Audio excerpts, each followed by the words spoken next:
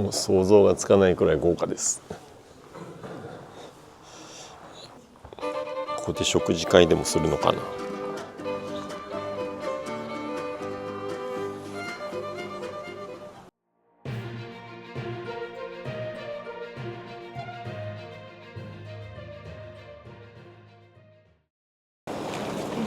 ストックホルムの駅着きました。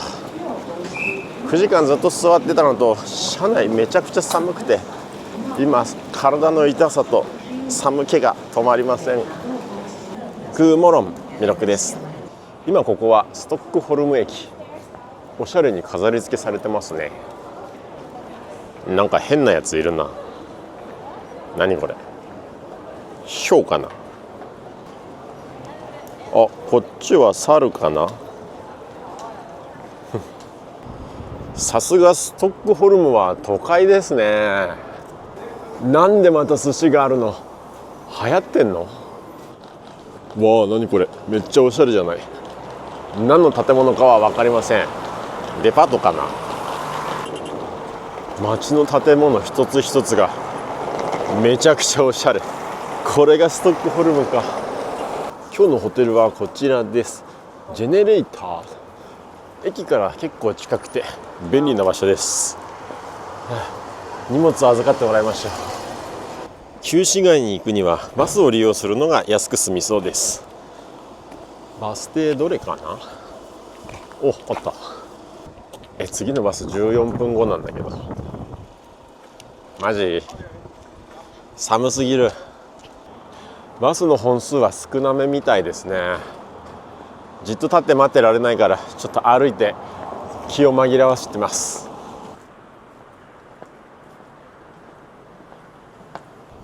バスやっと来た。これに乗ります。クレジットカード使えるよね。特に暖房は効いてないけど快適です。バスの料金はいくらか分かりませんでしたね。カードをかざしたら75分っていう数字が出てきただけです。フィンランドでもあった75分間は乗り放題っていうやつなのかな。今調べてみたらやっぱり75分間は乗り放題らしいです。ただ料金は43クローナで700円くらいか。そんなに安くないですね。うわー、これが旧市街かな。建物一つ一つがマジですごいな。うわうわうわうわ。このレンタル自転車とかレンタルキックボードみたいのが流行ってますね。交通費高いからなのかな。でもこれ乗ったらめちゃくちゃ寒いよな。うわー、路地裏もなんだかかっこいいですね。今まで訪れた街とは雰囲気が全く違いますね。全ての建物が長い歴史ありそうですけど、みんな保存状態がいいですね。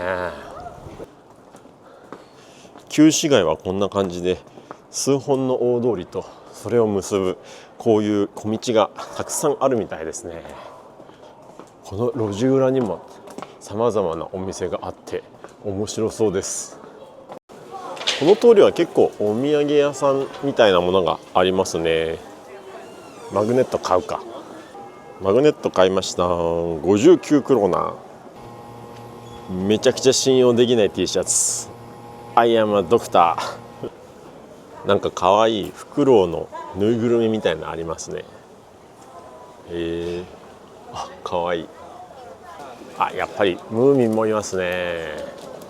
ここはストールトリエットという広場ですね。今はこんな感じでカラフルな建物がたくさんあって可愛らしいんですけど、この町で一番古い場所で、昔は処刑場だったりしたこともあったそうです。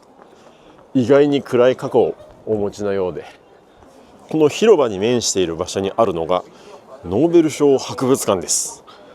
ノーベル賞ってニュースで見るとかなり遠い存在ですけど、普通に街中にあるんですね。またこれもすぐ近くにありました。ストールキルカン大聖堂。この教会ストックホルムで一番古いらしいです。王室の結婚式もこの教会でやるらしいですよ。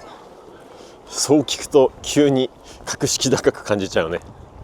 この中にはドラゴンを倒す像といういかにも北欧のファンタジーチックな像があるらしいですよ。やべ、入場料2000円くらいしたやめよう。おお、これはスウェーデン王宮らしいですよ。ここは観光用じゃなくて今でも仕事で使われている場所みたいです。大砲と衛兵さんらしき人もいます。キリッとしてて凛々しいな。ここ中入れるんだ。入ってみましょうか。うわ、めっちゃ混んでる。これはミュージアム3クラウンズだって。王冠が見れるのかな。行きましょう。あ、さっきもらったこのチケットをかざせばいいんだ。もう早速わからん。なんかアンモナイト的な化石を見せることによって歴史の長さを感じさせる的な。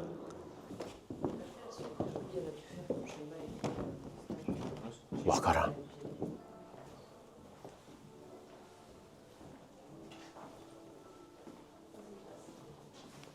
王族衣装ですね。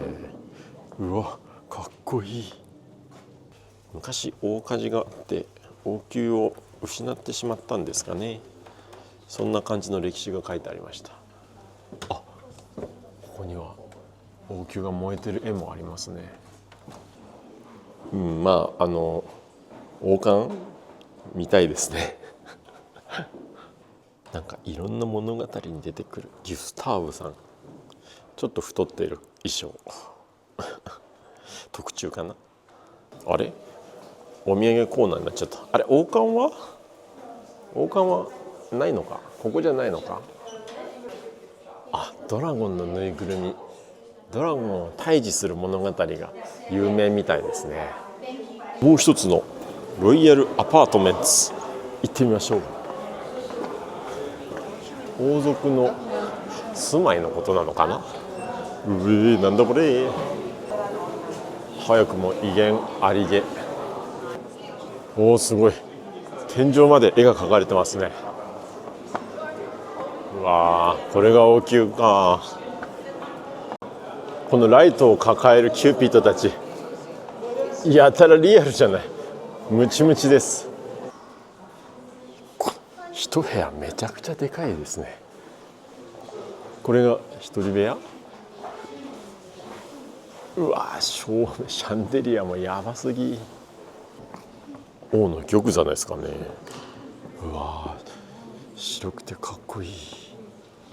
こんなに部屋広いとさ、ベッドとデスク置いて、あと何置く。めちゃくちゃスペース余りそう。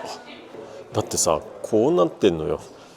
扉をくぐって隣の部屋に入るとまた扉があって、それをくぐるとまた隣の部屋に行くっていう感じ。これやっぱり下っ端の人はみんなに踏み荒らされる手前の部屋が割り当てられるのかな。辛いな。プライバシーもなさそうです。うわー、なんだこれ、豪華すぎる。もう想像がつかないくらい豪華です。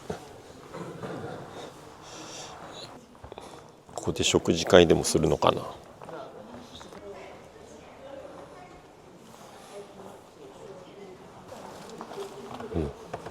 これが一番奥の部屋かな。一応ソファーとかあるからリビングなのかな。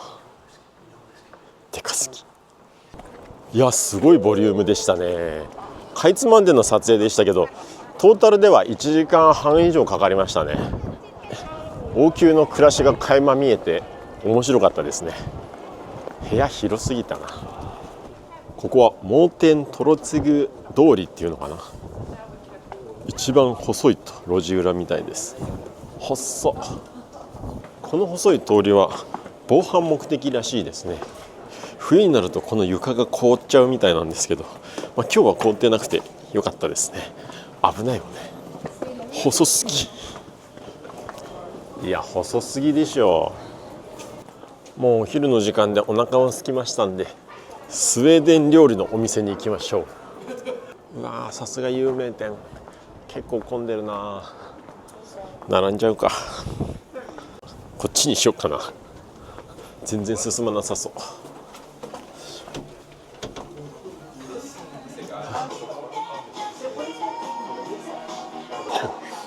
ちょうど一席空いてました。こっちもかなり Google 評価高いんですけどね。なんで向こうばっかり並んでんだろう。やはりここはスウェーデン名物ショットブラールミートボール頼みましょう。さあコーラが来ましたよ。缶のコーラです。はあ、寒いよ。いただきます。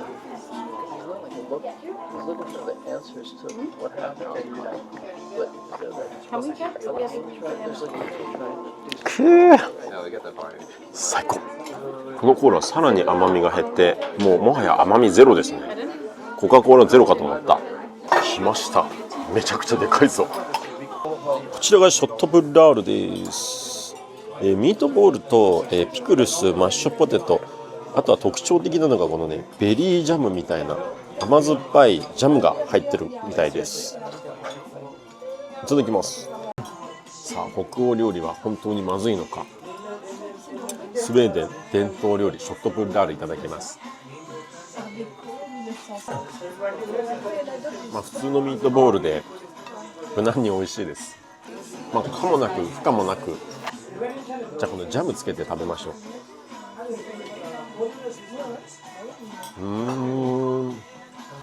確かにちょっとさっぱりしますね。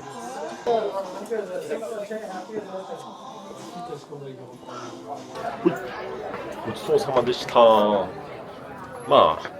普通でした。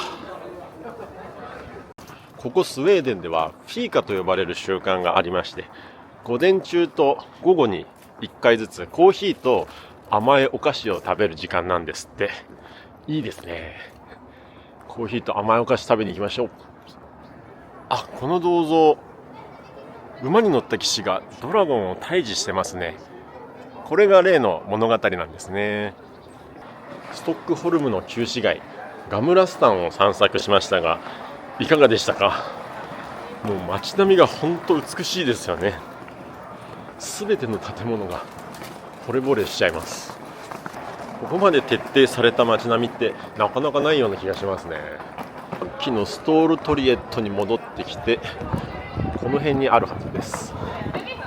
あった。カフェコペンっていうのかな。うおー、見た目がすでに可愛い。やってる？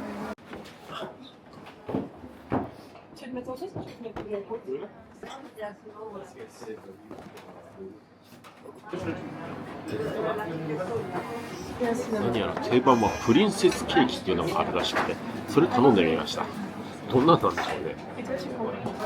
早速来ました。プリンセスケーキっていうのはこんなやつみたい。お皿めっちゃあったかい。下はベリーのジャムかな。あとクリームとスポンジ。周りはちょっと緑がかってる謎のコーティング。コーヒーはなんかこんな感じの湯飲みみたいなやつで来ました。いただきます。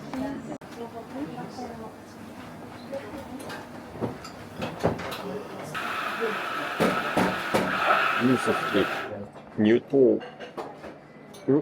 硬い。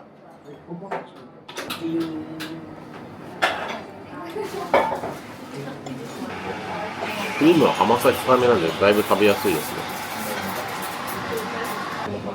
ただこの周りの緑のクリスマスケーキに乗ってるサンタさんみたいなのマジパンあれじゃない？これは食べれないよ。ごめんなさい、これ食べれません。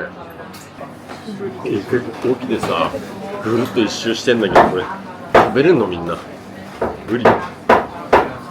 確かにこれすごい砂糖の塊でめちゃくちゃ甘くて、そのフィーカっていうのはめっちゃ甘い砂糖菓子とコーヒーを飲むっていう習慣らしいから、この甘いので多分合ってんだ。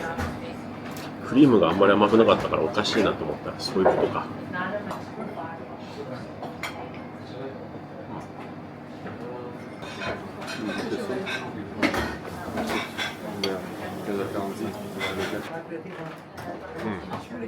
温かみのある店内で非常に良かったです。ごちそうさまでした。いや申し訳ないんですけど、緑の残しちゃいましたね。本当の意味でのフィーカを楽しみきれなかったかもしれません。スウェーデンの甘党たち恐るべし。旧市街は一通り散策しましたんで、ちょっと路地裏歩きながらホテルに帰りましょう。すごいですね。これ建物がきっちり並んでて、いわゆる5番の目みたいな感じになってますね。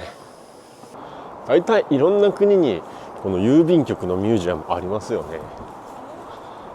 やっぱ郵便って歴史が深いのかな。あれ、ウーバー呼んだらなんか目の前通り過ぎていっちゃったんだけど。てかさっきの車満員に人乗ってたけどね、なんだろう、家族かな。あ、降ろしてきてくれたみたい。日本人、優しいですか。うん、優しい。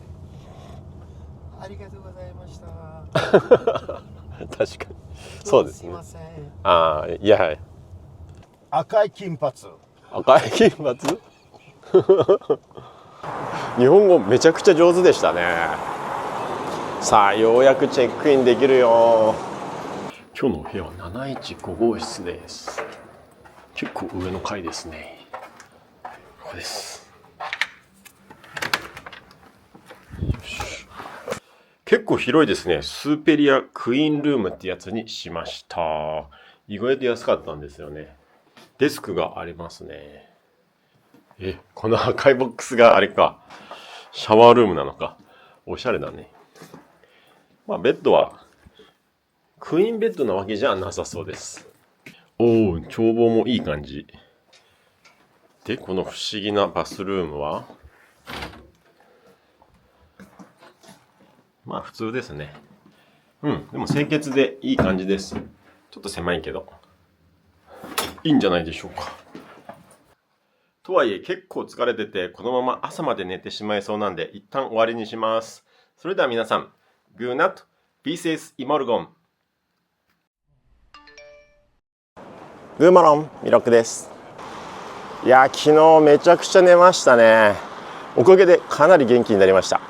今日も張り切っていきましょう。今からノルウェーに移動するために空港に向かうんですが、途中のコンビニでお水買いましょう。皆さん、セブンイレブンです。安心ですね。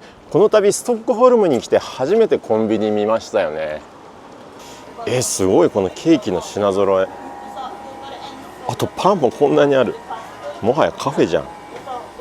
炭酸入ってない水は欲しいんだけど、ないのかな。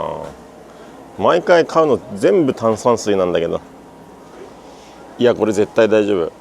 これ炭酸じゃないです。買いましょう。あ、店内に座席もありますね。もうほんとカフェみたいな感じで利用できそうです。あれ、昨日の夜雪降ってたのかな。なんか新しい雪が積もってますね。今止んでてよかった。今朝のストックホルムの気温はマイナス3度。数字だけじゃなくてストックホルムが一番体感温度低い気がしますね。なんか風がね、痛いんですよね。そういえば昨日から朝がちゃんと明るくなってるんですけど、このストックホルムはスウェーデンの中でもだいぶ南の方で、今までいたいわゆる北極圏からかなり距離があるからですかね。同じ国の中でもこんなに違いが出るもんなんですね。空港まではね、電車で行きますよ。スターバックスとかバーガーキングとか、いろんなファストフード店とかお店がめちゃくちゃありますね。このエアポートトレインというのに向かっていきます。ただエアポートトレインもエクスプレスと普通列車があって、エクスプレスめちゃくちゃ高いらしいんだよね。そんなに時間変わらないからエクスプレスじゃないのがいいんだけど、でもなんかこっちエクスプレスって書いてあるからこれじゃないかもしれません。もう電車来てる。でもまだチケット買ってないんだよね。さすがに無理か。あと1分後だ。急げどれだ、これか。アダルト OK。 お、早い。340クローナ。チケット一瞬で買いました。たださすがに電車閉まっちゃった。まあしょうがない、次の待ちます。15分に1軒、15分に1本出てるみたいなんで、このなんかラウンジで待ってましょう。あと7分ですって。乗っときましょうか。席はどこでもいいのかな。このエクスプレスで行くと15分から20分くらいで空港に着くそうです。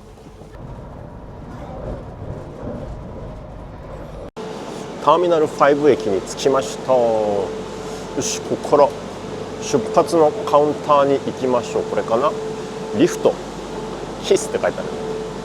まあみんなこれ乗ってるからこれでしょう。チェックインはこの機械でやるみたいです。預け入れ荷物がないとこれだけで終わりだからすごく楽ですよね。何度もお世話になったエスプレッソハウスで休憩しましょう。超眺めのいい席取りました。やったね。アイスアメリカーノいただきます。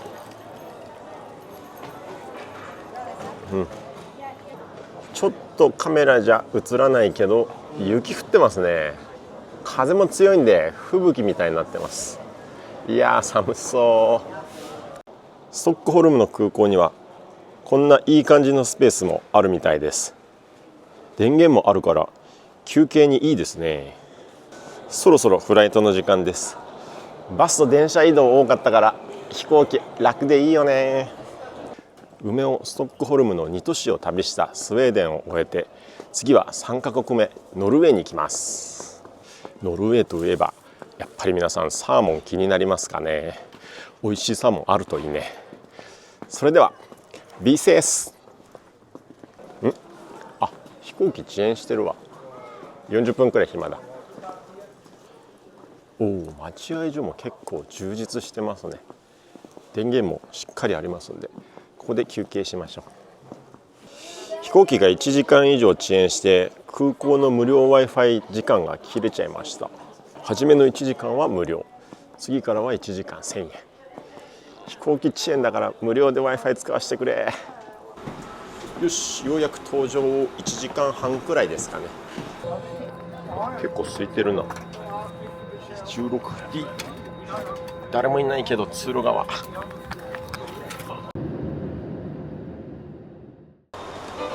わあ、駅前の公園にはスケートリンクがありますね。このトロンハイムはノルウェーの始まりの街としてオスロとともに非常に有名な街みたいです。うわあ、見えてきましたよ。ニーダロス大聖堂です。